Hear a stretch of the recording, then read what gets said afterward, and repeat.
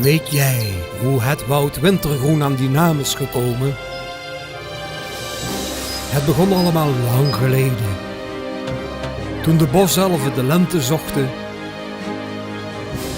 en meneer Herfst geen tijd had om dat jaar de bladeren bruin te verven.